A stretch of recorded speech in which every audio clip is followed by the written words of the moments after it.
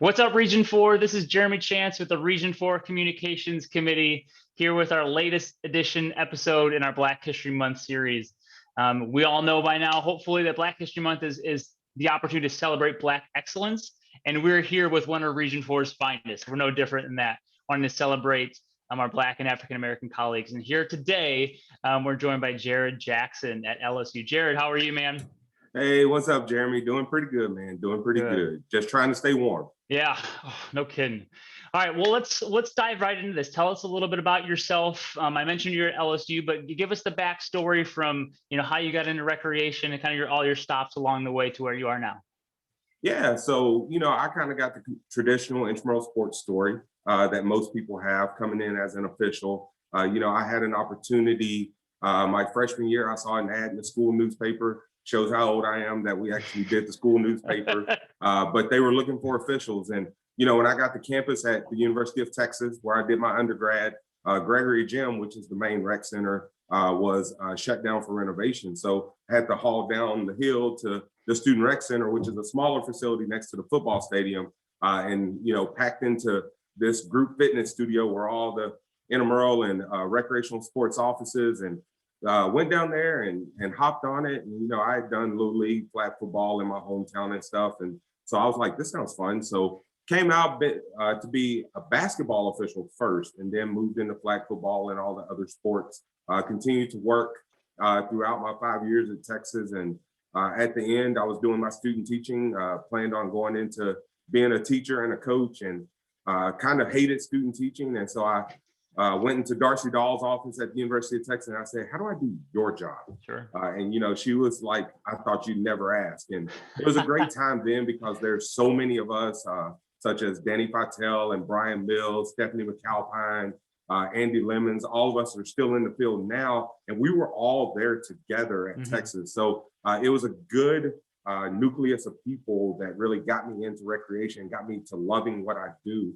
And it gave me an opportunity. So I interviewed, got offered the position at Georgia Southern University by Willie Aileen and Gene Sherry, and went there and did 2 years with them under the late Sarah Fain as our intramural sports director, and had a great time getting to know them and working with that program, which set me up for the opportunity to interview for the intramural coordinator position at Texas A&M University back in 2004. Got an opportunity to work at A&M. Worked there for 14 years as the intramural coordinator, then moved up to assistant director, and then oversaw the intramural program. And then in 2018, got the opportunity to become the associate director of programs and outreach here at LSU. And so I've been here since July of 2018, working with LSU and enjoying my time in Baton Rouge. Awesome. Well, you're dropping a lot of names there. I just can't keep up. I know.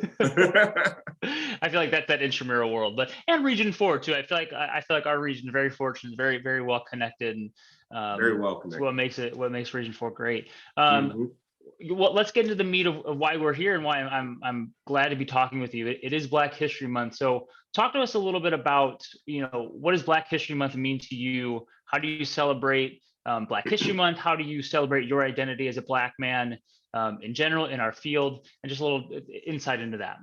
Yeah, I just want to start real quick, Jeremy, just with the caveat that let people know who's watching this. This is just me talking. Sure. This isn't LSU, this isn't NIRSA, this isn't Region 4. So, in today's society, there's so much cancel culture and different things. So, I just want people to know these are just my feelings, and you can agree with them, you can disagree with them, that's your choice. But I just felt like saying that a little bit. When I think about Black History Month, one thing that I really think about is, first of all, it's the shortest month of the year that they chose to celebrate Black history. And that says something to me. And then it's also a month where we have President's Day we have to celebrate. We have Valentine's Day we have to celebrate. And a lot of times I think that people start off strong on February 1st, recognizing this Black History Month. But sometimes by the time they get to February 28th, and some years February 29th, they've forgotten that it was even Black History Month. Sure. And that makes me sad. So for me, when it comes to Black History Month, I want to think about things from a standpoint of thinking about it all month long. It's a time for us to celebrate. It's a time for us to inspire, and it's a time for us to be inspired. Because when you see the stories of of different things that Blacks have accomplished in their life and in their career, and you think about simple things such as a traffic light not being invented by a Black man, and just the impacts that Blacks have had on today's society, you just really step back and realize, man, if they can do these little things that have made today's society function the way it functions, then I can do something. And that's the biggest thing, is you feel inspired by the stories that you hear of old. And for me also, when it comes to Black History Month, it gives me a chance to celebrate the people who are important to me. Sure. And that's something I've really tried to do this year. Those that follow me on Facebook have probably seen it, but I've taken an opportunity to really celebrate people who are in my life now that identify as Black and really push me to be who I am and drive me to be who I am. And those are the ones that I think get overlooked sometimes as our everyday heroes, such as my mom and dad, such as colleagues in the field, and such as my friends who keep me going day in and day out. Yeah, I mean, let's stick right there and talking about maybe some of those people, role models, or the kind of those foundational figures for you in the field.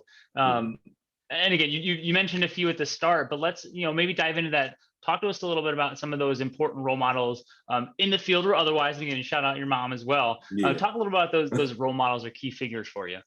Yeah, when I think about it, it's representation matters. And a lot of times people forget, you can identify as gay, you can identify as straight, you can identify as Republican, you can identify as Democrat. But every day that I wake up and I look in the mirror, I'm Black. Every day you wake up, you're white. And that's something that I think a lot of people say that I have a choice to be, and I don't. I am Black. And to me, I know that the students that I see today walking around and the young professionals that I see in the field, I know it matters to them that I'm sitting at the table as part of the leadership team here at LSU with you, Ray. And that's important to me. So I think back to when I started at A&M and seeing James Nash Jr. In my interview, and it's like, okay, who's this guy? And looking him up and seeing his role and knowing that he's over all facility operations at A&M and what he had worked his way up to be in that department. It meant something to me to walk into that interview and see that face and know that he was there and supporting me.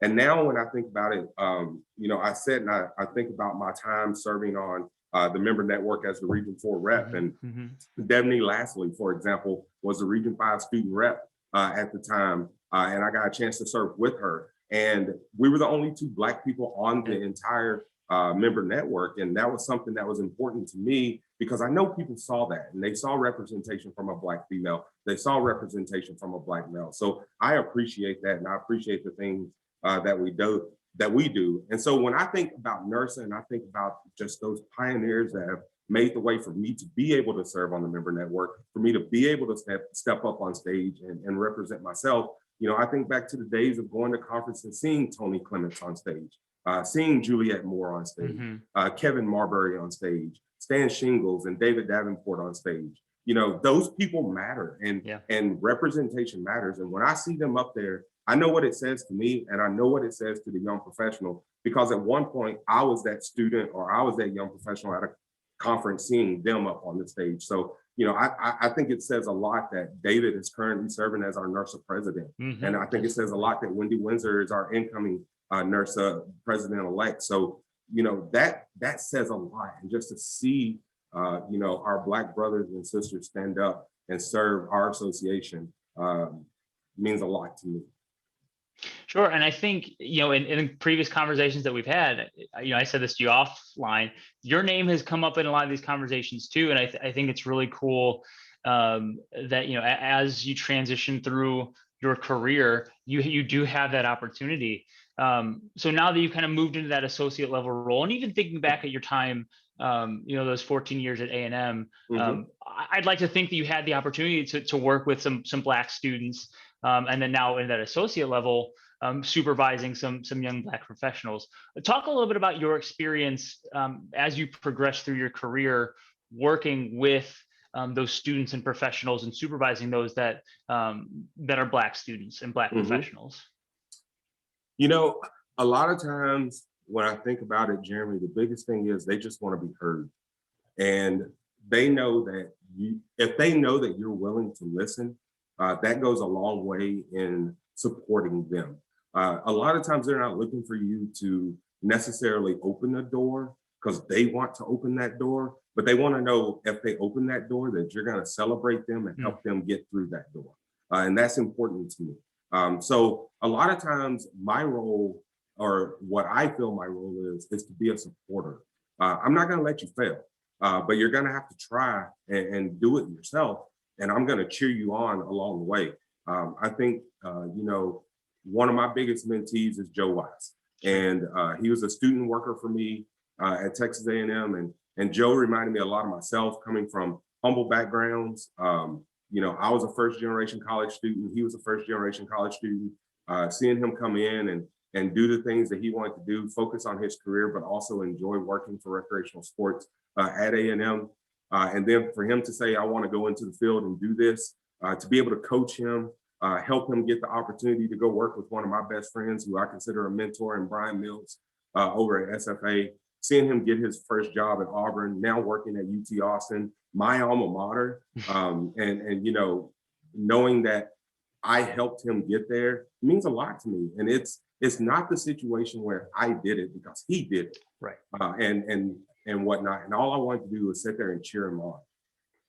I think the biggest thing also that I could say as I'm looking at young professionals is, especially young Black professionals, we can't just rely on our Blackness.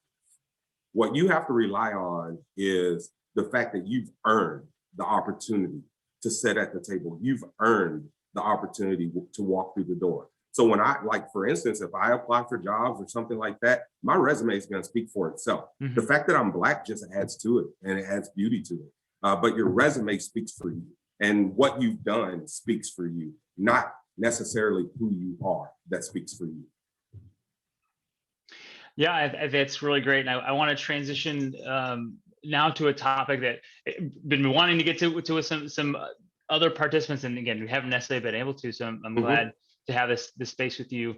Want to maybe take a critical look or kind of an assessment of the program areas. Again, you spend a lot of time in intramural sports. I'm now kind of in that associate level. You're kind of seeing multiple areas. What are some areas or impacts of race that you may see play out in some of the areas that you supervise, whether it's microaggressions or stereotypes? What's some of those experiences that you've seen in your career?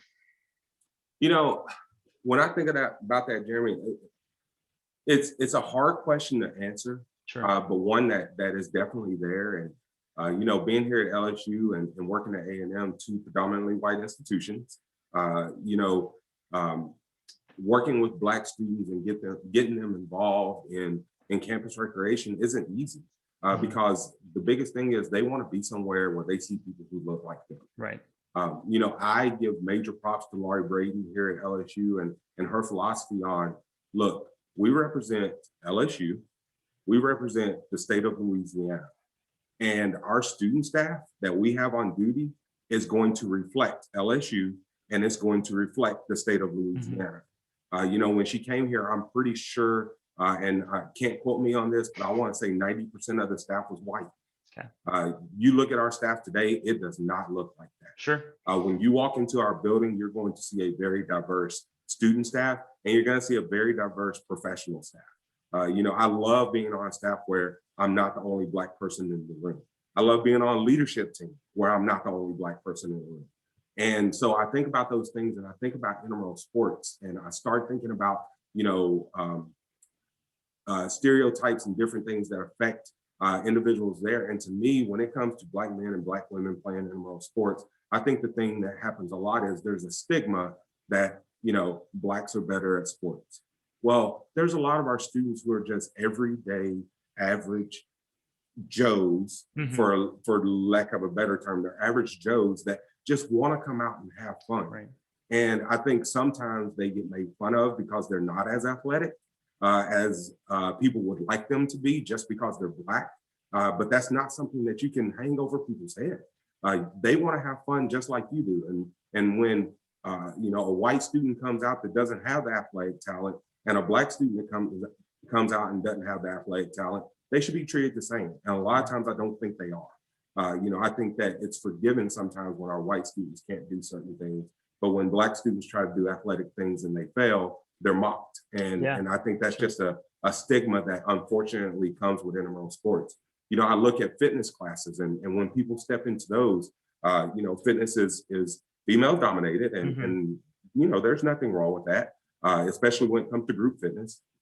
And you look at some of the classes, a lot of the music that you hear in classes, a lot of black females or males, they don't identify with that music. And so you've seen some places start trying to have different things where, we're going to do yoga, but we're going to have trap yoga, and we're going to play the music that will invite people to be comfortable in the space and enjoy being there while they are also being very active. And I think that's very smart when you see it from a fitness standpoint, is you got to meet the students where they're at. Right. And if it's the music that needs to change in order for them to get active and be in the class, then be comfortable with who you are to also take that class with different style of music, because you're asking them to acclimate to your music, you acclimate to their music, and come enjoy the class as well. Yeah, I appreciate that insight. It is a challenging situation, but I think one of the greatest things about or why I'm hopeful about our industry is that we can kind of take those looks, those really critical eye, and identify, okay, yes, many of us are at predominantly white institutions, but we do have diverse populations that we want to feel comfortable and welcome in our facilities. So if we can take that approach to kind of apply that critical eye, we're going to be that truly inclusive and welcoming environment. Agreed. Well, I want to transition to that kind of action items or the advice portion of the conversation. And let's start with Black professionals, right? Like you've had the opportunity, I know you currently supervise some young Black staff. What advice do you have for those students, young professionals that may be following in your footsteps to be successful in our industry? If I had to say one thing that was taught to me that I really believe and I stick to, is you don't give them a reason to question who you are. And that's the biggest thing for me.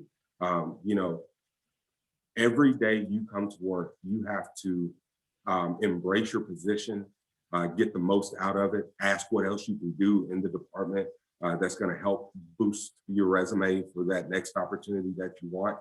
But the biggest thing is, you cannot strive for the moon if you can't drive the car that's on the street. So for instance, what I mean by that is, if your business services team requires deadlines for you to get stuff turned in for purchases that you made in a month, always get them in on time, if not early. You get them in late, now they start looking at you, oh, he's the one that turns things in late. Oh, he's the Black guy who turns things in late. And now you get a stigma of, you don't do things on time. You don't meet deadlines. So you never want to give people an opportunity to question your experience, because those little things, when they start adding up, become a big thing. Now you're late on these deadlines. Now you can't help marketing do the things they need because you don't turn in your schedule on time when they're trying to get the marketing plan out and different things. So you have to take care of those little things that are outside of just your everyday job duties related to intramural sports or aquatics or facilities or anything like that. Your impact in those areas go a long way to show the character beyond who you are as the professional. And I think that to me says a lot. Is a lot of times we just want to focus on our resume and get more and more experience in doing this, but you have to remember that your character is also going to be judged when you apply for certain jobs and certain positions. Last question, and again, I ask this with the caveat of it's not responsibility of Black people to tell us what to do, as non-Black folks. But what advice or what can you share with non-Black folks? What can we do to be better allies or accomplices and kind of fight alongside y'all in the pursuit of racial justice? Okay.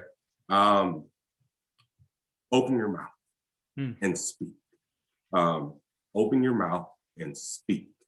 I can't tell you probably the phrase I hate hearing the most, Jeremy, from colleagues that are not Black is, I don't know how to say this, or I don't know what to say. Sure. Start speaking. Because the moment you start speaking, it gives you so much of a voice. And yes, you might say the wrong things, but guess what? As a Black man, I say a lot of the wrong things, even as it comes to racial justice and different things in our country. You're never going to get everything absolutely right, but silence speaks more than you messing up. And the more silent you are, that's when we start questioning you and questioning your character. But when you open your mouth and speak, we're able to work together and build off of the things that you believe and off of the things that you say. And that goes a lot farther than silence. Awesome. Yeah, thanks. Yeah, hopefully this conversation and this insight into you will help people. Like, it's uncomfortable, I think, as white people sometimes to step up and say stuff, but I think you're highlighting that, yeah, that silence is deafening, and it says more about your character, as a white person than to not speak up. So I hope, again, that lands with people, and they certainly take that advice. Can you still see me? Yeah. Okay. Sorry, we just got one of those campus alerts across the screen. It takes up my whole screen. So I didn't know what happened, but apparently LSU's closed again tomorrow. So, but yeah, I just got the huge alert on my screen. I'm so sorry if I start laughing or look lost. I could not get it minimized, but I finally got it off the screen. You're back up for me. That's okay. No, I'm so sorry. No, you had me feeling self-conscious that I thought I said something wrong, but again, no, but I think that's good insight. And I think Black, white, Latinx people, of all colors and races, I think can take something away from this conversation, a little bit of insight into who you are as a professional, your experiences as a Black man, and using this platform to, hopefully follow in those footsteps and impact each other. So Jerrod, I do thank you for the time and for the conversation. Region 4, we should have a couple more of these episodes, so keep tuning in, and we will see you soon. Yeah, thank you so much, Jeremy. You're doing a great job, man. I love this. Sure, I appreciate it. Take care, y'all. We'll see you.